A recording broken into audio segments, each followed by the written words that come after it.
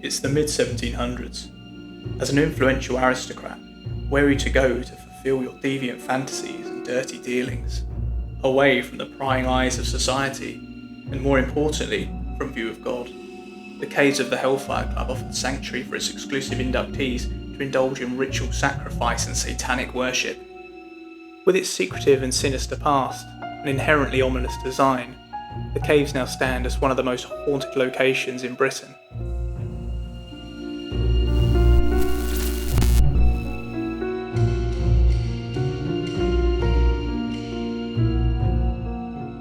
The story of the Hellfire Club and the caves themselves centres around a one Sir Francis Dashwood. Dashwood acquired the West Wycombe Manor and the surrounding parkland in 1724. This included the old cave tunnels that had originally been excavated for chalk mining.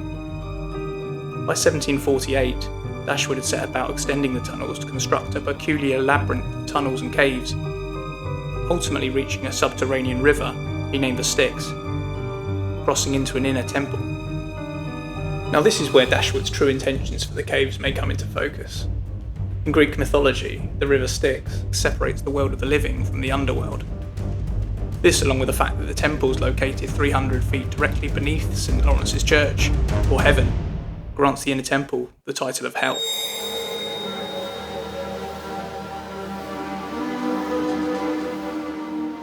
Dashwood went on to form the infamous Hellfire Club, for which the caves would be used to hold their secretive activities.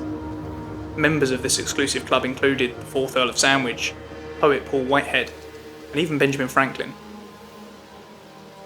Adorning the top of the Gothic entrance, the slogan of the Hellfire Club reads, "Do what thou wilt," an indication to leave any sort of self-restraint, moral or otherwise, at the door, and perhaps a hint as to what went on in the dark recesses of the caves.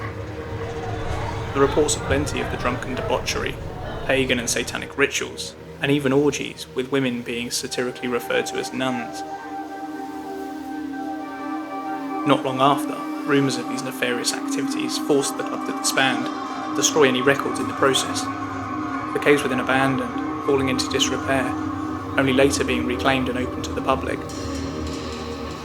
Ever since the Hellfire Club was disbanded, reports of paranormal activity have been rampant, from reports of apparitions of past members to evil entities conjured from the portal to hell. The spirit that many have reported to encounter in the tunnels is that of the aforementioned Paul Whitehead, good friend of Dashwood and steward of the Hellfire Club. Upon his death, Paul had left a request that his heart be placed in the mausoleum above the caves. His wishes were honoured, and his heart sat in place until it was stolen by thieves, never to be seen again. Paul's spirit has been seen wandering the caves and the hills above, hand over the vacant hole in his chest, still in search of his long-lost heart. The White Lady is another commonly reported spirit that haunts the caves. The story goes that in the late 18th century, a local barmaid named Suki was cruelly duped into the depths of the abandoned caves by 3 jealous local lads, with the promise that she were to marry the man of her dreams. The naive, ever-hopeful Suki met her end that night at the hands of the boys. Her spirit can still be seen wandering the passages, in her flowing white wedding dress, searching for her promised lover. Alongside the named spirits, a hooded black mass has been seen to stalk visitors to the caves, lurking in the shadows, appearing to observe.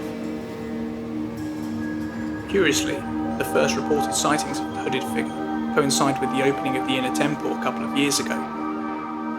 Could it be that the evil that had been confined for all these years has now been released? The Hellfire Caves certainly still emanate a feeling of unsettling secrecy, whether it be the claustrophobic, disorientating labyrinth of tunnels, or the blasphemous imagery that's carved into the walls themselves. Secrets that perhaps now only the dead can tell.